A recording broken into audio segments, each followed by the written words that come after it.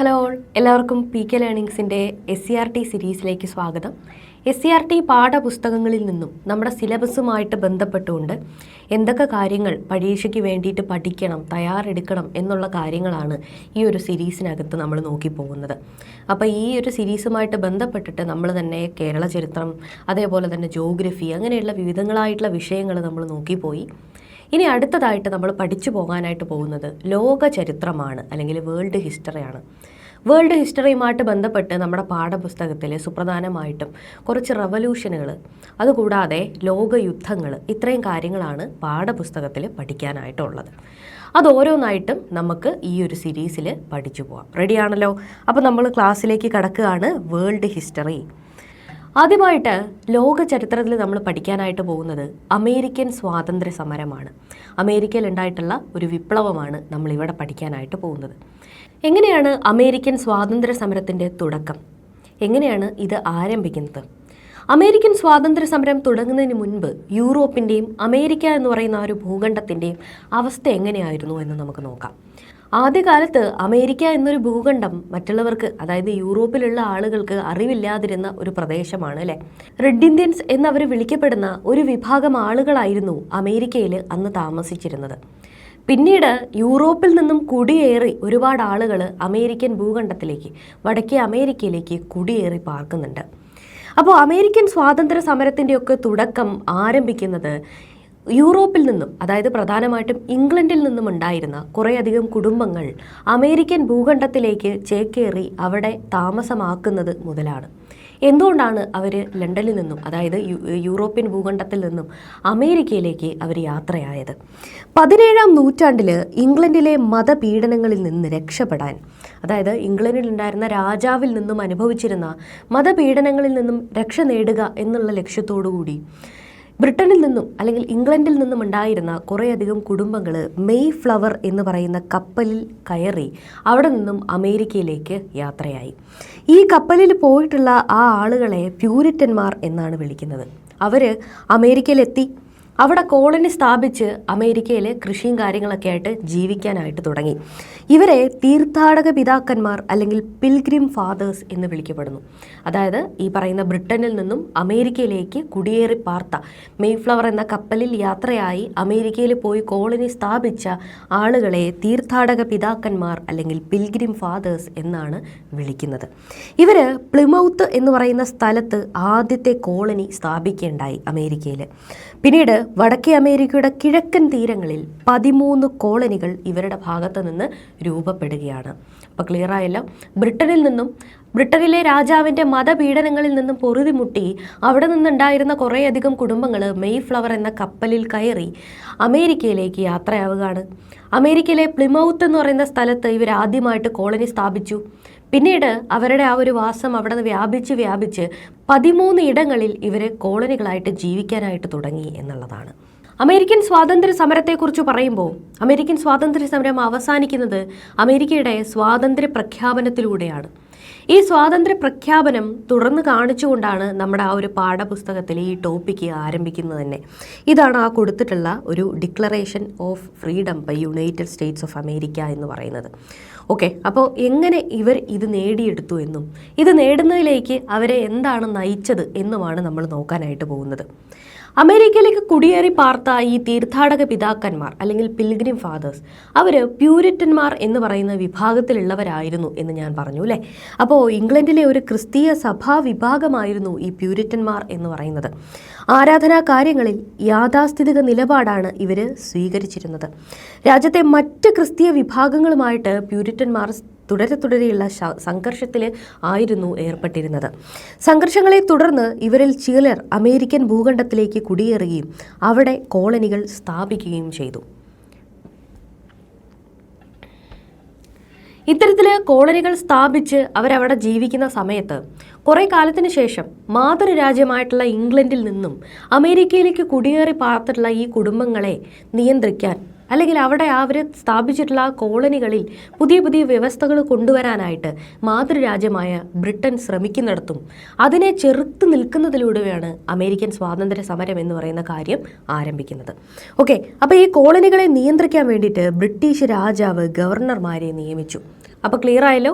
ഈ അമേരിക്കയിലേക്ക് കുടിയേറി പാർത്തിട്ടുള്ള ഈ കുടുംബങ്ങൾ സ്ഥാപിച്ച കോളനികളെ നിയന്ത്രിക്കാൻ വേണ്ടിയിട്ട് ഇംഗ്ലണ്ടിലെ രാജാവ് ശ്രമിക്കുകയാണ്. അപ്പോൾ അദ്ദേഹം അവിടെ കുറേയധികം വാണിജ്യ നിയന്ത്രണങ്ങൾ കൊണ്ടുവരികയുണ്ടായി. ആ ഒരു വാണിജ്യ നിയന്ത്രണങ്ങളെ അല്ലെങ്കിൽ ഈ പറയുന്ന മുതലാളിത്തപരമായിട്ടുള്ള ഈ കുറേ കാര്യങ്ങൾ അവിടെ കൊണ്ടുവരുന്നുണ്ട്. അതിനെയാണ് മെർക്കന്റലിസം എന്ന് അറിയപ്പെടുന്നത്. കോളനിയിലെ ഉൽപ്പന്നങ്ങൾ ബ്രിട്ടീഷ് കപ്പലുകളിൽ മാത്രമേ കൊണ്ടുപോകാവൂ എന്നും പ്രധാന ഉൽപ്പന്നങ്ങൾ ഇംഗ്ലണ്ടിലേക്ക് മാത്രമേ കയറ്റി അയക്കാവൂ എന്നും ഒരു നിയമം അവിടെ കൊണ്ടുവരികയാണ്. ഓക്കെ, ക്ലിയർ ആയല്ലോ. അപ്പോൾ മാതൃരാജ്യമായിട്ടുള്ള ബ്രിട്ടൻ അമേരിക്കയിലേക്ക് കുടിയേറി പാർത്തിട്ടുള്ള കുടുംബങ്ങളുടെ മുകളിൽ കൊണ്ടുവരുന്ന നിയന്ത്രണങ്ങളായാലും ഇവർ ആ നിയന്ത്രണങ്ങൾ എന്തൊക്കെയായിരുന്നു എന്ന് ചോദിക്കുകയാണെങ്കിൽ ബ്രിട്ടീഷ് കപ്പലുകളിൽ മാത്രമേ ഇവർ അങ്ങോട്ടും ഇങ്ങോട്ടുമൊക്കെ സാധനങ്ങൾ കൊണ്ടുപോകാനായിട്ട് പറ്റുള്ളൂ. ഏറ്റവും പ്രധാനമായിട്ടും അമേരിക്കൻ ഭൂഖണ്ഡത്തിൽ ഇവർ കൃഷി ചെയ്തുണ്ടാക്കുന്ന സാധനങ്ങളും അവിടുത്തെ വ്യവസായത്തിലൂടെ അവർക്ക് ലഭിക്കുന്ന സാധനങ്ങളുമൊക്കെ ആ കൂട്ടത്തിൽ ഏറ്റവും പ്രധാനമായിട്ടുള്ളവയൊക്കെ ഇംഗ്ലണ്ടിലേക്ക് മാത്രമേ കൊണ്ടുപോകാവൂ എന്നും ഇംഗ്ലണ്ടുമായിട്ട് വേണം ഈ ഒരു കാര്യത്തിൽ അവർക്ക് വ്യാപാര ബന്ധം ഉണ്ടായിരിക്കേണ്ടത് എന്നും രാജാവ് നിയന്ത്രണങ്ങൾ കൊണ്ടുവരികയാണ്. 1765 സ്റ്റാമ്പ് നിയമം വഴി നിയമപരമായിട്ടുള്ള ഏതൊരു രേഖയ്ക്കും പത്രങ്ങൾക്കും നികുതി ഏർപ്പെടുത്തുകയും ചെയ്തു. അതായത് അമേരിക്കയിൽ അവർ വിനിമയം ചെയ്യുന്ന പത്രങ്ങൾക്കും ഔദ്യോഗികമായിട്ടുള്ള രേഖകൾക്കും ഇംഗ്ലണ്ടിലെ രാജാവിൻ്റെ അല്ലെങ്കിൽ ഇംഗ്ലണ്ടിലുള്ള ആ ഒരു പാർലമെൻറ്റിൻ്റെ സ്റ്റാമ്പ് ആവശ്യമാണ് എന്നൊരു നടപടി കൂടെ കൊണ്ടുവരികയാണ്. ആ നിയന്ത്രണങ്ങൾ ഈ പറയുന്നവയായിരുന്നു നമ്മുടെ പുസ്തകത്തിൽ തന്നിട്ടുള്ളത്. ആ നിയന്ത്രണങ്ങൾ ഇനി പറയുന്നവയായിരുന്നു നമ്മുടെ പാഠപുസ്തകത്തിൽ തന്നിട്ടുള്ളത്. കോളനികളിൽ നിന്ന് കോളനികളിലേക്കുള്ള സാധനങ്ങൾ ബ്രിട്ടീഷ് കപ്പലുകളിലോ കോളനികളിൽ തന്നെ നിർമ്മിച്ചിട്ടുള്ള കപ്പലുകളിലോ മാത്രമേ കൊണ്ടുപോകാനായിട്ട് പറ്റുകയുള്ളൂ എന്ന് പറഞ്ഞു. മറ്റൊരു രാജ്യവുമായിട്ട് ഈ കാര്യത്തിൽ അവർക്ക് വ്യാപാര ബന്ധം ഉണ്ടാവരുത് എന്നുള്ളതാണ്. കമ്പിളി, പുകയില, കപ്പലിൻ്റെ പായ് എന്നീ സാധനങ്ങൾ ഇംഗ്ലണ്ട് വഴി മാത്രമേ യൂറോപ്പിലേക്ക് അയക്കാവൂ എന്ന് പറഞ്ഞു. യൂറോപ്പിൽ നിന്ന്, അതായത് ഇംഗ്ലണ്ട് കൂടാതെ യൂറോപ്പിൻ്റെ മറ്റ് രാജ്യങ്ങളിൽ നിന്നുമുള്ള സാധനങ്ങൾ എന്തെങ്കിലും വരികയാണെങ്കിൽ അത് ഇംഗ്ലണ്ടിലൂടെ മാത്രമേ കൊണ്ടുപോകാൻ പാടുകയുള്ളൂ എന്നും പറഞ്ഞു. 1765 സ്റ്റാമ്പ് നിയമം അനുസരിച്ചിട്ട് അമേരിക്കൻ ഭൂഖണ്ഡത്തിൽ അവർ പുറത്തിറക്കുന്നതും വിനിമയം ചെയ്യുന്നതുമായിട്ടുള്ള വിൽപ്പത്രങ്ങൾ, നിയമപരമായിട്ടുള്ള പ്രമാണങ്ങൾ, ലഘുലേഖകൾ ഇവയൊക്കെ നിശ്ചിത വിലയുള്ള ഒരു സ്റ്റാമ്പ് പതിപ്പിച്ചതായിരിക്കണം എന്ന് വ്യവസ്ഥ കൊണ്ടുവന്നു. ഫ്രഞ്ചുകാരുടെ ആക്രമണത്തിൽ നിന്ന് കോളനികളെ സംരക്ഷിക്കാൻ വേണ്ടിയിട്ട് ബ്രിട്ടന് ചെലവായ തുക തിരിച്ചു പിടിക്കുന്നതിനാണ് ഈ ഒരു അധിക നികുതി ഇവർ ഏർപ്പെടുത്തിയിരുന്നത്. ഇത്തരത്തിൽ കുറേയധികം കാലം അമേരിക്കയിലേക്ക് കുടിയേറി പാർത്തിട്ടുള്ള ഈ ആളുകളൊക്കെ തന്നെ മാതൃരാജ്യമായിട്ടുള്ള ബ്രിട്ടൻ്റെ നിയന്ത്രണങ്ങൾക്ക് കീഴിൽ ജീവിക്കുന്നുണ്ട്. ഈ പറയുന്ന നിയന്ത്രണങ്ങളൊക്കെ ഉണ്ടെങ്കിൽ തന്നെ മറ്റ് രാജ്യങ്ങളിൽ നിന്നുള്ള ആക്രമണങ്ങളും കാര്യങ്ങളും ഒക്കെ മാതൃരാജ്യം ഇവരിൽ നിന്നും തടഞ്ഞുകൊള്ളും എന്നുള്ളൊരു വ്യവസ്ഥയുടെ രീതിയിൽ ഇവരെന്ത് ചെയ്യുന്നുണ്ട്, ഈ മാതൃരാജ്യത്തിൻ്റെ കീഴിൽ ഇവർ ജീവിക്കുന്നുണ്ട്. പിന്നീട് കുറച്ചു കാലം കഴിഞ്ഞപ്പോൾ 1766 വന്നിട്ടുള്ള നിയമം അവിടുത്തെ അമേരിക്കയിലുള്ള ജനങ്ങളിൽ കുറച്ച് രോഷം സൃഷ്ടിക്കുകയാണ്. എന്താണെന്ന് ചോദിച്ചു കഴിഞ്ഞാൽ 1765 വന്നിട്ടുള്ള സ്റ്റാമ്പ് നിയമവും അതുകൂടാതെ അതിനുശേഷം വന്നിട്ടുള്ള തേയിലയുമായിട്ട് ബന്ധപ്പെട്ടിട്ട് വന്നിട്ടുള്ള നിയമങ്ങളും ഒക്കെ അമേരിക്കയിലുള്ള ആളുകൾക്കിടയിൽ വലിയ അതൃപ്തി ഉണ്ടാക്കുന്നുണ്ട്. അതിനുശേഷം ആ ഒരു നിയമത്തെ തുടർന്നിട്ടുള്ള ജനരോഷം കാരണം നിയമം പിൻവലിക്കുകയുണ്ടായി. എന്നിരുന്നാൽ പോലും ബ്രിട്ടനിലെ പാർലമെന്റിന് അമേരിക്കയിലുള്ള ആളുകളുടെ മേൽ ഒരു നിയന്ത്രണമുണ്ടെന്നും അവിടുത്തെ നിയമങ്ങൾ പാസ്സാക്കാനുള്ള അധികാരമുണ്ടെന്നുമുള്ള ഒരു ക്ലോസ് അവിടെ തന്നെ നിലനിർത്തുകയുമാണ് ചെയ്യുന്നത്. അങ്ങനെ കോളനി നിവാസികളുടെ ആ ഒരു കലാപം അവിടെ ആരംഭിക്കുകയാണ്. ബ്രിട്ടന്റെ നടപടികൾ തങ്ങളെ ദോഷകരമായി ബാധിക്കുമെന്ന് മനസ്സിലാക്കിയിട്ടുള്ള ജനങ്ങൾ പ്രതിഷേധവുമായിട്ട് രംഗത്തേക്ക് വരികയാണ്. അപ്പോൾ ബ്രിട്ടനെതിരെ പോരാടാൻ വേണ്ടിയിട്ട് ഈ ജനതയെ പ്രധാനമായിട്ടും സ്വാധീനിച്ചിട്ടുള്ള ഘടകങ്ങൾ എന്തൊക്കെയാണ്? അതിൽ ഒരെണ്ണം സപ്തവത്സര യുദ്ധമാണ്. സപ്തവത്സര യുദ്ധം എന്ന് പറയുന്ന ഒരു യുദ്ധത്തിന് ശേഷം ഫ്രഞ്ചുകാർ ബ്രിട്ടനോട് തോൽക്കുകയാണ് ചെയ്യുന്നത്. അപ്പോൾ ഇതിനുശേഷം ഫ്രാൻസുകാരിൽ നിന്നും അമേരിക്കയിലേക്ക് ഒരു ഭീഷണി ഉണ്ടാവില്ല എന്ന് അവർക്ക് മനസ്സിലായി. യുദ്ധത്തിൽ പങ്കെടുക്കുന്നതിലൂടെ ലഭിച്ചിട്ടുള്ള ആ ഒരു സൈനിക പരിചയം, സ്വന്തം ശക്തിയെക്കുറിച്ച് അമേരിക്കയിലുള്ള ആളുകൾക്ക് ഉണ്ടായിട്ടുള്ള ബോധം, ഇവയൊക്കെ തന്നെ ബ്രിട്ടനെതിരെ പോരാടാൻ അവരെ സ്വാധീനിച്ചു എന്നുള്ളതാണ്. അപ്പോൾ ഈ കൂട്ടത്തിൽ പ്രധാനമായിട്ടും സ്വാധീനം ചെലുത്തിയിട്ടുള്ള സപ്തവത്സര യുദ്ധം എന്താണ്? വ്യാപാര കുത്തക ഉറപ്പിക്കുന്നതിന് വേണ്ടിയിട്ട് ബ്രിട്ടനും ഫ്രാൻസും തമ്മിൽ നടന്നിട്ടുള്ള യുദ്ധമാണ് സപ്തവത്സര യുദ്ധം. 1756 ആരംഭിക്കുകയും 1763 വരെ നീണ്ടു നിൽക്കുകയും ചെയ്തതാണ് സപ്തവത്സര യുദ്ധം. പാരീസ് സന്ധി എന്ന് പറയുന്ന ആ ഒരു ട്രീറ്റിയിലൂടെ സപ്തവത്സര യുദ്ധം അവസാനിച്ചു. ഈ യുദ്ധത്തിൽ ഫ്രാൻസുകാർ തോൽക്കുകയാണ്. അതോടുകൂടി അമേരിക്ക മനസ്സിലാക്കുകയാണ് നമുക്ക് പുറമേ നിന്നുള്ള ഒരു എതിരാളി, അതായത് ഫ്രാൻസ് എന്ന് പറയുന്ന ആ ഒരു എതിരാളി ഇല്ലാതെ ആയിട്ടുണ്ട് എന്നുള്ളത് മനസ്സിലായി. ഇവിടെ നിന്നും വിപ്ലവങ്ങളുടെ ഉദയം ആരംഭിക്കുകയാണ്. വിപ്ലവങ്ങളിലേക്ക് നയിച്ച ഏറ്റവും പ്രധാനപ്പെട്ട കുറച്ച് കാര്യങ്ങളുണ്ട്. അതിൽ ഒരെണ്ണമാണ് ജെയിംസ് ഓട്ടിസ് പറഞ്ഞിട്ടുള്ള ഈ ഒരു പ്രസ്താവന. പ്രാതിനിധ്യമില്ലാതെ നികുതിയില്ല. ബ്രിട്ടൻ ഇവിടെ നികുതി ഏർപ്പെടുത്തുന്നുണ്ടെങ്കിലും നിയമങ്ങൾ കൊണ്ടുവരുന്നുണ്ടെങ്കിലും അവരുടെ പാർലമെന്റിലോ അവരുടെ നിയമനിർമ്മാണ മേഖലകളിലോ അമേരിക്കയിൽ ജീവിച്ചിട്ടുള്ള ആളുകൾക്കൊന്നും തന്നെ പ്രാതിനിധ്യം ഉണ്ടായിരുന്നില്ല. പക്ഷെ അവരിവിടെ കൊണ്ടുവന്ന് നികുതി ഏർപ്പെടുത്തുന്നതുമുണ്ട്. ഇതിൽ പ്രശ്നം ഉണ്ടാക്കിയിട്ടുള്ള അവർ പറഞ്ഞു, നമുക്ക് പ്രാതിനിധ്യമില്ലെങ്കിൽ നമ്മൾ നികുതിയും അടയ്ക്കുന്നില്ല എന്ന് പറഞ്ഞു. അതായത് പ്രാതിനിധ്യമില്ലാതെ നികുതിയില്ല, നോ ടാക്സേഷൻ വിത്തൗട്ട് റെപ്രസെൻറ്റേഷൻ. പരീക്ഷയ്ക്ക് ചോദിക്കാറുണ്ട്, ഇത് ഏത് വിപ്ലവവുമായിട്ട് ബന്ധപ്പെട്ടിരിക്കുന്നു എന്ന് ചോദിക്കാറുണ്ട്. ഇതുകൂടാതെ തോമസ് പെയിൻ എന്ന് പറയുന്ന അദ്ദേഹത്തിൻ്റെ കയ്യിൽ നിന്നും കോമൺ സെൻസ് എന്ന് പറഞ്ഞിട്ടുള്ളൊരു ലഘുലേഖ എഴുതപ്പെടുകയാണ്. ആ ലഘുലേഖയിലൂടെ ഇംഗ്ലണ്ടിൽ നിന്ന് വേർപിരിയുന്നതാണ് അമേരിക്കയ്ക്ക് ബുദ്ധി, അമേരിക്കയ്ക്ക് നല്ലത് എന്ന് അദ്ദേഹം എഴുതുന്നുണ്ട്. അതിനുശേഷം ജോൺ ലോക്ക് അദ്ദേഹം മനുഷ്യന് ചില മൗലികാവകാശങ്ങളുണ്ടെന്നും അത് തടയാൻ സർക്കാരിന് അവകാശമില്ല എന്നും പ്രഖ്യാപിച്ചു. അത് പ്രഖ്യാപിക്കുന്നത് ആരാണ്? ജോൺ ലോക്കാണ്. ക്ലിയർ ആയല്ലോ. അപ്പോൾ അന്ന് പിൽഗ്രിം ഫാദേഴ്സ് അമേരിക്കയിൽ വന്ന് അവിടെ സ്ഥാപിച്ചിട്ടുള്ള കോളനികൾ, ആ 13 കോളനികളാണ് നമ്മുടെ പുസ്തകത്തിൽ ഇങ്ങനെ തന്നിട്ടുള്ളത്. ഇത്തരത്തിൽ മാതൃരാജ്യമായിട്ടുള്ള ബ്രിട്ടനോടും അവരേർപ്പെടുത്തുന്ന നികുതി നയങ്ങളോടും ഇവർക്ക് പ്രശ്നങ്ങൾ ഉണ്ടായിരുന്നുവെങ്കിലും 1773 കൊണ്ടുവന്നിട്ടുള്ള തേയില നിയമമാണ് അവരെ ഏറ്റവും പ്രധാനമായിട്ട് പ്രകോപിപ്പിക്കുന്ന നിയമം എന്ന് പറയുന്നത്. 1773 ബ്രിട്ടീഷ് പ്രധാനമന്ത്രിയായിട്ടുള്ള നോർത്ത് പ്രഭു തേയില നിയമം നടപ്പിലാക്കുകയുണ്ടായി. അദ്ദേഹം പറഞ്ഞു, ഈസ്റ്റ് ഇന്ത്യ കമ്പനിയുടെ തേയില വാങ്ങാൻ കോളനി നിവാസികൾ നിർബന്ധിതരാണ്. ഈസ്റ്റ് ഇന്ത്യ കമ്പനിയിൽ നിന്ന് വരുന്ന തേയില ഈ കോളനിയിലുള്ള നിവാസികളൊക്കെ തന്നെയും വാങ്ങണം എന്ന് കർശനമായിട്ടുള്ളൊരു വ്യവസ്ഥ വെച്ചു. റെഡ് ഇന്ത്യക്കാരുടെ വേഷം ധരിച്ചിട്ട് ഇതിനോട് പ്രതികരിച്ചുകൊണ്ട് അമേരിക്കക്കാർ എന്ത് ചെയ്തു എന്ന് ചോദിച്ചാൽ, അവർ രാത്രി ഈ തേയില കൊണ്ടുവന്ന് കടലിൻ്റെ ആ ഒരു കരയിൽ കൊണ്ടുവന്നിട്ടിട്ടുള്ള നങ്കൂരം ഇട്ടിട്ടുള്ള കപ്പലുകളിൽ കയറുകയും അതിനകത്തുണ്ടായിരുന്ന തേയില പെട്ടികളൊക്കെ തന്നെയും കടലിലെറിയുകയും ചെയ്തു.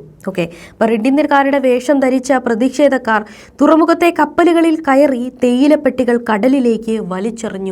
ഈ ഒരു സംഭവത്തെയാണ് ബോസ്റ്റൺ തേയില സൽക്കാരം എന്ന് വിളിക്കപ്പെടുന്നത്. ഈ ഒരു ബോസ്റ്റൺ ടീ പാർട്ടിക്ക് ശേഷം കോണ്ടിനെന്റൽ കോൺഗ്രസ് എന്ന് പറഞ്ഞിട്ടൊരു സംഭവം ഉണ്ടാകുന്നുണ്ട്. ഈ 13 കോളനികളിലും ബ്രിട്ടന്റെ നയങ്ങളോടുള്ള എതിർപ്പുകൾ വളരെ വലിയ രീതിയിൽ തന്നെ അലയടിച്ചിരുന്നു. അപ്പോൾ ഈ കോളനികളിലുള്ള ആളുകൾ എല്ലാവരും കൂടെ ഒന്നിച്ച് ചേരുകയും നമുക്ക് ബ്രിട്ടനിൽ നിന്നും ഒരു സ്വാതന്ത്ര്യം ആവശ്യമുണ്ട് എന്ന് അവർ പറയുകയും ചെയ്തു. ആ ഒരു സംഭവമാണ് കോണ്ടിനെന്റൽ കോൺഗ്രസുകൾ എന്ന് പറയുന്നത്. ബ്രിട്ടീഷ് നിയമങ്ങൾക്കെതിരെയുള്ള പ്രതിഷേധം കോളനികളിൽ ഒരു ഐക്യമുണ്ടാക്കി. ഇതിന്റെ ഫലമായിട്ട് ഫിലാഡൽഫിയയിൽ നടന്നിട്ടുള്ള പ്രതിനിധി സമ്മേളനങ്ങളിൽ, കോണ്ടിനെന്റൽ കോൺഗ്രസ് എന്ന് അറിയപ്പെടുന്ന ആ ഒരു പ്രതിനിധി സമ്മേളനങ്ങളിൽ ഇവരൊന്നിച്ചു നിൽക്കാമെന്നും ബ്രിട്ടനിൽ നിന്ന് നമുക്ക് എന്ത് വേണം, നികുതിയിൽ നിന്നുമൊക്കെ തന്നെ നമുക്ക് മോചനം വേണം എന്ന് തീരുമാനിക്കപ്പെടുകയും ചെയ്തു. അപ്പോൾ ആദ്യത്തെ കോണ്ടിനെന്റൽ കോൺഗ്രസ് നടക്കുന്നത് ഫിലാഡൽഫിയയിലാണ്. 1974 ജോർജിയ ഒഴികെയുള്ള 12 കോളനികൾ പങ്കെടുത്തുകൊണ്ടാണ് ആദ്യത്തെ കോണ്ടിനെന്റൽ കോൺഗ്രസ് നടക്കുന്നത്. ഇവിടെ അവർക്കുണ്ടായിരുന്ന കുറേയധികം പരാതികൾ പരിഹരിക്കപ്പെടണം എന്ന് അവർക്ക് ആവശ്യമുണ്ടായിരുന്നു.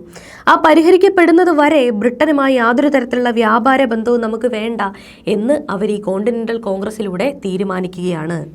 പിന്നീട് തൊട്ടടുത്ത വർഷം 1775 രണ്ടാം കോണ്ടിനെന്റൽ കോൺഗ്രസ് നടക്കുന്നത്. ബ്രിട്ടീഷ് രാജാവിന് ഒലിവ് ശാഖ ഹർജി അല്ലെങ്കിൽ ഒലിവ് ബ്രാഞ്ച് പെറ്റീഷൻ എന്ന് പറഞ്ഞിട്ടൊരു പെറ്റീഷൻ ഈ കോണ്ടിനെന്റൽ കോൺഗ്രസിലുള്ള റെപ്രസെൻറ്റേറ്റീവുകൾ നൽകുന്നുണ്ട്. നമുക്ക് സമാധാനം ആവശ്യമാണെന്നും നമ്മുടെ ആവശ്യങ്ങൾ അംഗീകരിക്കണമെന്നും പറഞ്ഞുകൊണ്ടായിരുന്നു ഈ ഒരു പെറ്റീഷൻ അയക്കുകയുണ്ടായത്. പക്ഷേ ഈ ഒരു പെറ്റീഷൻ അവിടുത്തെ രാജാവിന് അത്ര താല്പര്യമാകുന്നില്ല. അദ്ദേഹം അത് നിരസിക്കുകയുമാണ് ചെയ്യുന്നത്. ജോർജ് വാഷിംഗ്ടണിനെ അമേരിക്കൻ സൈന്യത്തിൻ്റെ തലവനായിട്ട് കോണ്ടിനെന്റൽ കോൺഗ്രസിലൂടെ അവരെ നിയമിച്ചു. ഈ ഒരു പെറ്റീഷൻ അവിടെ ചെന്ന് കഴിഞ്ഞപ്പോൾ അവിടുത്തെ രാജാവിന് അത് ഇഷ്ടപ്പെട്ടില്ല. അങ്ങനെ ഇംഗ്ലണ്ടിലുള്ള സൈന്യവും അമേരിക്കയുടെ സൈന്യവും തമ്മിൽ അവിടെ ഒരു യുദ്ധം ആരംഭിക്കുകയാണ്. അങ്ങനെ ബ്രിട്ടനുമായിട്ട് യുദ്ധം ആരംഭിച്ചു. പിന്നെ നടക്കുന്നത് മൂന്നാം കോണ്ടിനെന്റൽ കോൺഗ്രസ് ആണ് തൊട്ടടുത്ത വർഷം 1776. ഈ 1776 മൂന്നാം കോണ്ടിനെന്റൽ കോൺഗ്രസ്സിൽ വിശ്വപ്രസിദ്ധമായിട്ടുള്ള അമേരിക്കയുടെ സ്വാതന്ത്ര്യ പ്രഖ്യാപനം നടക്കുകയാണ്. പ്രസിദ്ധമായിട്ടുള്ള സ്വാതന്ത്ര്യ പ്രഖ്യാപനം നടക്കുന്നത് 1776 മൂന്നാം കോണ്ടിനെന്റൽ കോൺഗ്രസ്സിലാണ്. തോമസ് ജെഫേഴ്സൺ ആണ് ഈ ഒരു പ്രഖ്യാപനം എഴുതി തയ്യാറാക്കുന്ന വ്യക്തി എന്ന് പറയുന്നത്. ഈ ഒലിവ് ബ്രാഞ്ച് പെറ്റീഷനെ കുറിച്ച് നമ്മൾ പറയുമ്പോൾ ബ്രിട്ടനുമായിട്ടുള്ള യുദ്ധം ഒഴിവാക്കണം എന്ന ലക്ഷ്യത്തോടു കൂടിയാണ് അമേരിക്കയിലുള്ള പ്രതിനിധികൾ ഇത് അയക്കുന്നത്. ബ്രിട്ടീഷ് രാജാവിനോടുള്ള തങ്ങളുടെ വിശ്വസ്തത പ്രഖ്യാപിച്ചുകൊണ്ട് കോളനി നിവാസികൾ നൽകിയിട്ടുള്ള ഒരു പരാതിയായിരുന്നു ഈ ഒരു പെറ്റീഷൻ എന്ന് പറയുന്നത്. 1765 ശേഷം പാസ്സാക്കിയിട്ടുള്ള നിയമങ്ങൾ പിൻവലിക്കണം എന്ന് ആവശ്യപ്പെട്ടുകൊണ്ടാണ് അവർ ഈ ഒരു പെറ്റീഷൻ സമർപ്പിക്കുന്നത്. മൂന്നാം കോണ്ടിനെന്റൽ കോൺഗ്രസിന് ശേഷം, യുദ്ധത്തിന് ശേഷം പ്രധാനമായിട്ടും സ്വാതന്ത്ര്യ പ്രഖ്യാപനം നടന്നു അല്ലേ? സ്വാതന്ത്ര്യ പ്രഖ്യാപനത്തിൽ ഉണ്ടായിരുന്ന പ്രധാനപ്പെട്ട ആശയങ്ങൾ എന്തൊക്കെയായിരുന്നു? എല്ലാ മനുഷ്യരും തുല്യരായി സൃഷ്ടിക്കപ്പെട്ടവരാണ്. ഒരാളെ മറ്റൊരാൾക്ക് അടക്കി ഭരിക്കേണ്ട ആവശ്യമില്ല. നമ്മളെല്ലാം തുല്യരായി സൃഷ്ടിക്കപ്പെട്ടവരാണ്. ജീവിതം, സ്വാതന്ത്ര്യം, സന്തോഷം എന്നിവ എല്ലാവരുടെയും അവകാശമാണ്. ഭരിക്കപ്പെടുന്നവരുടെ സമ്മതത്തോടെ മാത്രമേ ഭരണം നടത്താവൂ. ലക്ഷ്യങ്ങൾ തകർക്കുന്ന ഭരണകൂടത്തെ മാറ്റാൻ ജനങ്ങൾക്ക് അവകാശമുണ്ട് എന്നിങ്ങനെ പ്രഖ്യാപിക്കുന്നതായിരുന്നു അമേരിക്കയുടെ സ്വാതന്ത്ര്യ പ്രഖ്യാപനത്തിൻ്റെ ആശയങ്ങൾ എന്ന് പറയുന്നത്. ഇത്തരത്തിൽ യുദ്ധത്തിലൂടെ, ഈ പറയുന്ന വിപ്ലവത്തിലൂടെ വിജയിക്കുന്ന അമേരിക്കയിലുള്ള ആളുകൾ അവർക്ക് വേണ്ടിയിട്ട് പുതിയതായിട്ട് ഒരു ഭരണഘടന നിർമ്മിക്കുകയാണ്. അപ്പോൾ 1781 യോർക്ക് ടൗണിൽ വെച്ച് ജോർജ് വാഷിങ്ടണിൻ്റെ നേതൃത്വത്തിലുള്ള ഒരു സൈന്യം ബ്രിട്ടീഷ് സൈന്യത്തെ പരാജയപ്പെടുത്തുകയുണ്ടായി. അതിലൂടെ അമേരിക്കക്കാർ വിജയിക്കുകയുണ്ടായി. അങ്ങനെ 1783 പാരീസ് ഉടമ്പടി പ്രകാരം ബ്രിട്ടൻ 13 കോളനികളുടെയും സ്വാതന്ത്ര്യം അംഗീകരിച്ചു കൊടുക്കുകയുണ്ടായി. അതിനുശേഷം ജോർജ് വാഷിങ്ടണിൻ്റെ നേതൃത്വത്തിൽ ഫിലാഡൽഫിയ കൺവെൻഷൻ ചേർന്ന് ഒരു പുതിയ ഭരണഘടന അമേരിക്കയ്ക്ക് വേണ്ടിയിട്ട് തയ്യാറാക്കി. അങ്ങനെ ഈ വിപ്ലവത്തിലൂടെ ലോകത്തെ ആദ്യത്തെ ലിഖിത ഭരണഘടന പിറക്കുകയാണ്. അമേരിക്കൻ ഐക്യനാടുകളുടെ USA ആദ്യ പ്രസിഡന്റായിട്ട് ജോർജ് വാഷിങ്ടണിനെ അവർ തിരഞ്ഞെടുത്തു. ഇപ്പോൾ ജോർജ് വാഷിങ്ടണിനെ കുറിച്ച് പറയുമ്പോൾ 1732 ജനിച്ചതാണ് അദ്ദേഹം. അദ്ദേഹത്തിൻ്റെ പിതാവ് അഗസ്റ്റിൻ വാഷിങ്ടൺ, മാതാവ് മേരി ബോൾ എന്നിവരാണ്. അമേരിക്കൻ കോളനികളുടെ സർവ്വ സൈന്യാധിപൻ എന്നറിയപ്പെടുന്നത് ജോർജ് വാഷിങ്ടൺ ആണ്. ഭരണഘടനാ കൺവെൻഷന്റെ തലവനായിരുന്നു അദ്ദേഹം. അമേരിക്കൻ ഐക്യനാടുകളുടെ, അതായത് യുണൈറ്റഡ് സ്റ്റേറ്റ്സ് ഓഫ് അമേരിക്കയുടെ ആദ്യത്തെ പ്രസിഡന്റായിട്ട് സേവനമനുഷ്ഠിച്ചിട്ടുള്ള വ്യക്തിയാണ് ജോർജ് വാഷിങ്ടൺ എന്ന് പറയുന്നത്. അദ്ദേഹത്തിൻ്റെ ഏറ്റവും പ്രധാനപ്പെട്ട കൃതികൾ എന്ന് പറയുന്നത് my journey to Ohio valley, അതേപോലെ തന്നെ pen pal with many around the world എന്നിവയായിരുന്നു അദ്ദേഹത്തിൻ്റെ ഏറ്റവും പ്രധാനപ്പെട്ട കൃതികൾ എന്ന് പറയുന്നത്. അമേരിക്കൻ സ്വാതന്ത്ര്യ സമരത്തിന് ശേഷം പുറത്തു വന്ന അമേരിക്കയുടെ ഭരണഘടനയുടെ പ്രത്യേകതകൾ എന്തൊക്കെയായിരുന്നു? അതിനെക്കുറിച്ച് നമ്മൾ പറയുമ്പോൾ ലോകത്തിലെ ഏറ്റവും ചെറിയ ലിഖിത ഭരണഘടനയാണ് അമേരിക്കയുടെ ഭരണഘടന എന്ന് പറയുന്നത്. ഫെഡറൽ ഭരണരീതിയായിരുന്നു അതിൽ അവലംബിച്ചിട്ടുണ്ടായിരുന്നത്. ലോകത്തിലെ ഏറ്റവും വലിയ ലിഖിത ഭരണഘടന ഇന്ത്യയുടേതും ഏറ്റവും ചെറിയ ലിഖിത ഭരണഘടന അമേരിക്കയുടേതുമാണ്. അപ്പോൾ ഫെഡറൽ ഭരണരീതിയായിരുന്നു അമേരിക്കൻ ഭരണഘടനയിൽ അവലംബിച്ചിട്ടുണ്ടായിരുന്നത്. അതായത് ഓരോരോ ഫെഡറേഷനുകൾക്കും, നമ്മുടെ രാജ്യത്തുള്ളത് സംസ്ഥാനങ്ങളും അതിൻ്റെ മുകളിലൊരു യൂണിയനുമാണ്. സംസ്ഥാനങ്ങൾക്ക് പ്രത്യേകമായിട്ടുള്ള ഗവൺമെൻറ് ഉണ്ടെങ്കിലും അൾട്ടിമേറ്റ്ലി നമ്മളെ അതിൻ്റെ മുകളിൽ കുറേയധികം നിയമങ്ങൾ കൊണ്ടുവരാനും നികുതി ചെലുത്താനും ഒക്കെയുള്ള ഒരു അവകാശം എന്തിനുണ്ട്? കേന്ദ്രത്തിനുണ്ട്.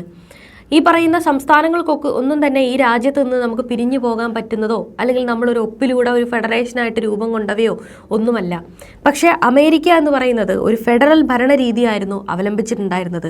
കേന്ദ്രത്തിനും സംസ്ഥാനങ്ങൾക്കും അധികാരമുണ്ടായിരുന്നു. അവർക്ക് പ്രത്യേകമായിട്ടുള്ള അധികാരങ്ങൾ ഉണ്ടായിരുന്നു. അധികാര വിഭജനം എന്ന് പറയുമ്പോൾ നിയമനിർമ്മാണം, ലെജിസ്ലേഷൻ, ഭരണനിർവഹണം, എക്സിക്യൂട്ടീവ്, നീതിന്യായം, ജുഡീഷ്യറി എന്നിങ്ങനെ 3 അധികാര വിഭജനവും ആ ഒരു ഭരണഘടന പ്രകാരം നടത്തിയിരുന്നു. വിപ്ലവത്തിന് ശേഷം എന്താണ് അമേരിക്കയിൽ സംഭവിച്ചത്? വിപ്ലവാനന്തരം സാമ്പത്തിക, വ്യാവസായിക, വിദ്യാഭ്യാസ, ശാസ്ത്ര, സാങ്കേതിക മേഖലകളിൽ അമേരിക്ക വളരെ വലിയ വളർച്ച നേടി. പിന്നീട് ലോകയുദ്ധങ്ങളും ഒക്കെ തന്നെ കഴിഞ്ഞപ്പോഴത്തേക്കിനും അമേരിക്ക വലിയൊരു ശക്തിയായിട്ട് വളർന്നു വന്നു. ഈ വളർച്ച അമേരിക്ക ഒരു പ്രധാന ലോക ശക്തിയായിട്ട് വളർന്നു വരാനായിട്ട് സഹായിച്ചു എന്നുള്ളതാണ്. അമേരിക്കൻ ഭരണഘടനയുടെ സവിശേഷതകൾ നമ്മുടെ പാഠപുസ്തകത്തിൽ ഈ രീതിയിൽ കൊടുത്തിട്ടുണ്ട്. ഇതൊന്ന് നോക്കി വെക്കുന്നത് നന്നായിരിക്കും. അപ്പോൾ ഈ ഒരു സ്വാതന്ത്ര്യ സമരത്തിൻ്റെ പ്രസക്തി എന്താണ്, ഈ ഭരണഘടനയുടെ പ്രത്യേകതകൾ എന്താണ് എന്ന് നോക്കാം. എന്തിനാണ് ഈ ഒരു വിപ്ലവത്തെ നമ്മൾ ഇന്നും പഠിക്കുന്നത്? എന്താണ് അതിൻ്റെ സിഗ്നിഫിക്കൻസ്? ലോകമെമ്പാടുമുള്ള കോളനി വിരുദ്ധ സമരങ്ങൾക്ക് ഊർജം പകരുന്നതായിരുന്നു അമേരിക്കൻ സ്വാതന്ത്ര്യ സമരം. പിന്നീട് നടന്നിട്ടുള്ള ഫ്രഞ്ച് റവല്യൂഷൻ ആണെങ്കിലും മറ്റ് പല കോളനിവൽക്കരണത്തിനെതിരെ നടന്നിട്ടുള്ള പ്രശ്നങ്ങളാണെങ്കിലും ഒക്കെ തന്നെ അമേരിക്കൻ സ്വാതന്ത്ര്യ സമരത്തിൽ നിന്നും ഊർജം ഉൾക്കൊള്ളാൻ കാരണമായി. ആദ്യത്തെ എഴുതപ്പെട്ട ഭരണഘടന നിലവിൽ വന്നത് ഈ ഒരു സ്വാതന്ത്ര്യ സമരവുമായിട്ട് ബന്ധപ്പെട്ടിട്ടാണ്. ആധുനിക റിപ്പബ്ലിക്കൻ ഭരണം എന്ന ആശയം ലോകത്തിന് നൽകുന്നത് അമേരിക്കൻ സ്വാതന്ത്ര്യ സമരമാണ്. ഫെഡറൽ ഗവൺമെന്റ് എന്ന ആശയം ലോകത്തിന് സംഭാവന ചെയ്യുന്നതും അമേരിക്കൻ സ്വാതന്ത്ര്യ സമരമാണ്. വിപ്ലവാനന്തരം അമേരിക്കയിൽ മറ്റെന്തൊക്കെ കാര്യങ്ങളാണ് സംഭവിച്ചത്? വിപ്ലവാനന്തരം അമേരിക്കയിൽ സംഭവിക്കുന്ന ഏറ്റവും വലിയൊരു പ്രക്ഷോഭം അമേരിക്കൻ സിവിൽ വാറാണ്. അടിമത്തം എന്ന് പറയുന്ന ഒരു പ്രശ്നം അമേരിക്കയിൽ അന്ന് നിലനിന്നിരുന്നു. ലോകത്ത് മറ്റ് പല സ്ഥലങ്ങളിലും എന്ന പോലെ തന്നെ സ്ലേവറി അമേരിക്കയിൽ വലിയ രീതിയിൽ അന്ന് കാലത്ത് നിലനിന്നിരുന്നു. നമുക്കറിയാം സ്ലേവറി എന്ന് പറയുന്നത് എത്ര ക്രൂരമായിട്ടുള്ള ഒരു സംഭവമാണ് എന്നുള്ളത്. പക്ഷെ അന്ന് സമ്പന്ന കുടുംബങ്ങളിലാണെങ്കിലും കുറേ ആളുകളാണെങ്കിലും ഈ അടിമത്തത്തെ അവിടെ നോർമലൈസ് ചെയ്തിരുന്നു. ഇതിനെതിരെ നടന്നിട്ടുള്ള പ്രക്ഷോഭവുമായിട്ട് ബന്ധപ്പെട്ടുകൊണ്ടാണ് അമേരിക്കയിൽ സിവിൽ വാർ നടക്കുന്നത്. അടിമത്തം തെറ്റല്ലെങ്കിൽ മറ്റൊന്നും തെറ്റല്ല എന്ന് പറയുന്നത് എബ്രഹാം ലിങ്കനാണ്. അദ്ദേഹത്തിൻ്റെ ഈ ആശയത്തിൽ നിന്നും അമേരിക്കയിലെ അടിമത്തത്തിനെതിരെ പ്രക്ഷോഭങ്ങൾ ആരംഭിക്കുകയാണ്. വിപ്ലവാനന്തരം അമേരിക്ക നേരിട്ട ഏറ്റവും സങ്കീർണമായിട്ടുള്ള സംഭവമായിരുന്നു അമേരിക്കയിലെ ആഭ്യന്തര യുദ്ധം. ഈ ഒരു യുദ്ധം നടക്കുന്ന സമയത്ത് വടക്കൻ സംസ്ഥാനങ്ങൾ, തെക്കൻ സംസ്ഥാനങ്ങൾ എന്നിങ്ങനെ രണ്ടായിട്ട് അമേരിക്ക നിന്നിരുന്നു. ആ കൂട്ടത്തിൽ തന്നെ വടക്കൻ സംസ്ഥാനങ്ങളിൽ വ്യവസായവും വാണിജ്യവുമായിരുന്നു പ്രധാന മേഖല. അതേസമയം സദേൺ സ്റ്റേറ്റുകളിൽ, തെക്കൻ അമേരിക്കയിൽ കൃഷിയായിരുന്നു പ്രധാനപ്പെട്ട മേഖല. അതേപോലെ സ്ലാക്കറി തോട്ടങ്ങളുടെ സാന്നിധ്യവും അവിടെ ഉണ്ടായിരുന്നു. വടക്കൻ സംസ്ഥാനങ്ങളിൽ വ്യാവസായിക ഉൽപ്പന്നങ്ങൾക്ക് വേണ്ടി മറ്റുള്ളവരെ ആശ്രയിച്ചിരുന്നില്ല. അതേസമയം തെക്കൻ സംസ്ഥാനങ്ങളിൽ വ്യവസായശാലകൾ വളരെ കുറവായിരുന്നു, കൃഷിയായിരുന്നു കൂടുതലുണ്ടായിരുന്നത്. വ്യാവസായിക ഉൽപ്പന്നങ്ങൾക്ക് വേണ്ടി അവർക്ക് വടക്കൻ സംസ്ഥാനങ്ങളെയോ അല്ലെങ്കിൽ ഇംഗ്ലണ്ടിനെയോ ആശ്രയിക്കേണ്ടതായിട്ടുള്ള ഒരു ആവശ്യം ഉണ്ടായിരുന്നു. വടക്കൻ സംസ്ഥാനങ്ങളിലെ വിദ്യാഭ്യാസത്തിന് പ്രാധാന്യം നൽകിയിരുന്നു. പ്രാഥമിക വിദ്യാഭ്യാസം സൗജന്യവും നിർബന്ധിതവുമായിരുന്നു. തെക്കൻ സംസ്ഥാനങ്ങളിൽ വിദ്യാഭ്യാസത്തിന് പ്രാധാന്യം നൽകിയിരുന്നില്ല എന്ന് മാത്രമല്ല, സാക്ഷരതയിൽ വളരെ പിന്നിലായിരുന്നു തെക്കൻ അമേരിക്കയിലുള്ള ആളുകൾ, തെക്കൻ സംസ്ഥാനത്തിലുള്ള ആളുകൾ എന്ന് പറയുന്നത്. അടിമത്തം എന്ന് പറയുന്ന സംഭവം ഒരു മനുഷ്യൻ മറ്റൊരു മനുഷ്യന്റെ പൂർണ്ണാധികാരത്തിന് വിധേയമായിരിക്കുന്ന അവസ്ഥയാണ്. 16-ാം നൂറ്റാണ്ട് മുതൽ യൂറോപ്യന്മാർ ആഫ്രിക്കയിൽ നിന്ന് അടിമകളെ അമേരിക്കയിലേക്ക് എത്തിച്ചു കൊടുക്കുന്നുണ്ട്. അമേരിക്കയിലെ വ്യാപകമായിട്ടുള്ള വ്യവസായശാലകളിലും കൃഷിത്തോട്ടങ്ങളിലും ഒക്കെ തന്നെ ഈ അടിമകളെ അന്ന് അവർ പണിയെടുപ്പിക്കുന്നുമുണ്ട്. 19-ാം നൂറ്റാണ്ടിൻ്റെ തുടക്കത്തിൽ കാർഷിക ആവശ്യങ്ങൾക്ക് വേണ്ടിയിട്ട് ഒരുപാട് അടിമകളെ ആഫ്രിക്കയിൽ നിന്ന് അമേരിക്കയിലേക്ക് കൊണ്ടുവരുന്നുണ്ട്.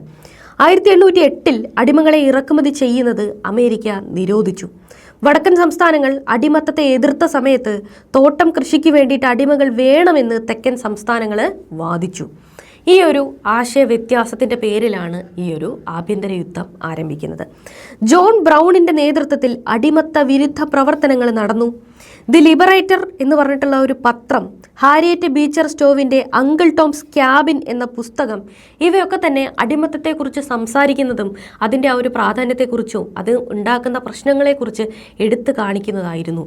ഈ പുസ്തകങ്ങളൊക്കെ തന്നെയും അടിമത്ത വിരുദ്ധ വികാരം ശക്തമാക്കുകയുണ്ടായി അമേരിക്കയിൽ. അതുമായിട്ട് ബന്ധപ്പെട്ടുകൊണ്ട് അമേരിക്ക ആഭ്യന്തര യുദ്ധത്തിലേക്ക് പോവുകയാണ്. 1860 അടിമത്ത വിരുദ്ധനായിട്ടുള്ള എബ്രഹാം ലിങ്കൻ അമേരിക്കൻ പ്രസിഡന്റായിട്ട് തിരഞ്ഞെടുക്കപ്പെട്ടു. ഇതിൽ പ്രതിഷേധിച്ച് ജെഫേഴ്സൺ ഡേവിസിന്റെ നേതൃത്വത്തിൽ തെക്കൻ സംസ്ഥാനങ്ങൾ യൂണിയനിൽ നിന്ന് വേർപിരിഞ്ഞ് കോൺഫെഡറേറ്റ് സ്റ്റേറ്റ്സ് ഓഫ് അമേരിക്ക എന്ന് പറഞ്ഞൊരു രാജ്യമായി മാറണം എന്ന് പറഞ്ഞുകൊണ്ട് അവർ മാറി നിൽക്കുകയാണ്. 1861 കോൺഫെഡറേറ്റ് യൂണിയൻ സംസ്ഥാനങ്ങൾ തമ്മിൽ യുദ്ധം ആരംഭിച്ചു. കോൺഫെഡറേറ്റ് സ്റ്റേറ്റ് എന്ന് പറഞ്ഞ് മാറി നിന്നിട്ടുള്ള തെക്കൻ സംസ്ഥാനങ്ങളും അതേപോലെ യുണൈറ്റഡ് സ്റ്റേറ്റ്സ് ആയിട്ട് നിന്നിട്ടുള്ള ആ ഒരു വടക്കൻ സംസ്ഥാനങ്ങളും തമ്മിൽ യുദ്ധം ആരംഭിക്കുകയാണ് 1861. അതിനുശേഷം 1863 ഗെറ്റിസ്ബർഗ് യുദ്ധത്തിൽ യൂണിയൻ സംസ്ഥാനങ്ങൾ വിജയിക്കുകയുണ്ടായി. 1863 ലിങ്കൻ വിമോചന വിളംബരം എന്ന് പറഞ്ഞിട്ടുള്ള വിളംബരം പുറപ്പെടുവിച്ചു. അദ്ദേഹം പുറപ്പെടുവിച്ചിട്ടുള്ള ഈ ഒരു ഇമാൻസിപ്പേഷൻ പ്രൊക്ലമേഷൻ വഴി അടിമകളെ സ്വതന്ത്രരാക്കുകയുണ്ടായി, അടിമകൾക്ക് സ്വാതന്ത്ര്യം നൽകി. 1865 ഏപ്രിൽ 15 ജോൺ വിൽക്കിൻസ് ബൂത്ത് ലിങ്കനെ വധിക്കുന്നതോടെ അമേരിക്കയിലെ ആ ഒരു സിവിൽ വാറുമായിട്ട് ബന്ധപ്പെട്ട ആ ഒരു കാലഘട്ടം അവസാനിക്കുകയാണ്. അപ്പോൾ എബ്രഹാം ലിങ്കനെ കുറിച്ച് നമ്മൾ പറയുന്ന സമയത്ത് 1809 ഫെബ്രുവരി 12 കെൻറ്റക്കി എന്ന് പറയുന്ന സ്ഥലത്താണ് അദ്ദേഹം ജനിക്കുന്നത്. അമേരിക്കയുടെ 16ാമത്തെ പ്രസിഡന്റ് ആയിരുന്നു എബ്രഹാം ലിങ്കൻ. അമേരിക്കയിൽ ഐക്യം നിലനിർത്തുകയും അടിമകളെ മോചിപ്പിക്കുകയും ചെയ്ത ഭരണാധികാരിയായിരുന്നു എബ്രഹാം ലിങ്കൻ. ജനാധിപത്യത്തെ ജനങ്ങൾക്ക് വേണ്ടി ജനങ്ങളാൽ നടത്തുന്ന ജനങ്ങളുടെ ഭരണം എന്ന് നിർവചിക്കുന്നത് എബ്രഹാം ലിങ്കനാണ് അദ്ദേഹത്തിൻ്റെ ഗെറ്റിസ്ബർഗ് പ്രസംഗത്തിൽ. ഇന്ന് നമ്മൾ ഈ ഒരു ക്ലാസ്സിൽ ഡിസ്കസ് ചെയ്തിട്ടുള്ള ഭാഗങ്ങളൊക്കെ തന്നെയും ഈ പറയുന്ന 8ാം ക്ലാസ്സിലെ 13ാമത്തെ പാഠത്തിൽ പുതിയ രാഷ്ട്രങ്ങൾ കെട്ടിപ്പടുക്കുന്നു എന്നൊരു ചാപ്റ്ററിനകത്ത് നിന്നും എടുത്തിട്ടുള്ള കാര്യങ്ങളാണ്. അപ്പോൾ ഇത്രയും നമ്മൾ പഠിച്ച ഈ കാര്യത്തോടു കൂടി അമേരിക്ക എങ്ങനെ രൂപം കൊണ്ടു, ഇന്ന് കാണുന്ന അമേരിക്കയായിട്ട് ആദ്യകാലത്ത് അത് എങ്ങനെ രൂപം കൊണ്ടു എന്നും അവിടെ ഉണ്ടായിട്ടുള്ള പ്രക്ഷോഭങ്ങൾ എന്തൊക്കെയായിരുന്നു എന്നും ഇന്ന് കാണുന്ന ഈ വലിയൊരു വ്യാവസായിക ക്യാപിറ്റലിസ്റ്റ് ശക്തിയായിട്ട് അമേരിക്ക മാറാൻ കാരണമായിട്ടുള്ള ആദ്യ പടികൾ എന്തൊക്കെയായിരുന്നു എന്നുള്ളതൊക്കെ തന്നെ നമ്മൾ മനസ്സിലാക്കി. അപ്പോൾ ഈ ഒരു വിപ്ലവവുമായിട്ട് ബന്ധപ്പെട്ട് നമ്മുടെ പാഠപുസ്തകത്തിലുള്ള കാര്യങ്ങളൊക്കെ തന്നെയും നമ്മൾ ഡിസ്കസ് ചെയ്ത് പോയിട്ടുണ്ട്. ഇന്നത്തെ ഒരു ക്ലാസ് നിങ്ങൾക്ക് യൂസ്ഫുൾ ആയിട്ടുണ്ടാവും എന്ന് തന്നെ ഞാൻ വിചാരിക്കുന്നു. നമ്മുടെ ലോക ചരിത്രവുമായിട്ട് ബന്ധപ്പെട്ടുകൊണ്ട് അടുത്ത ടോപ്പിക്കുമായിട്ട് നമുക്ക് SCERT സീരീസിലൂടെ വീണ്ടും കണ്ടുമുട്ടാം. Thank you all.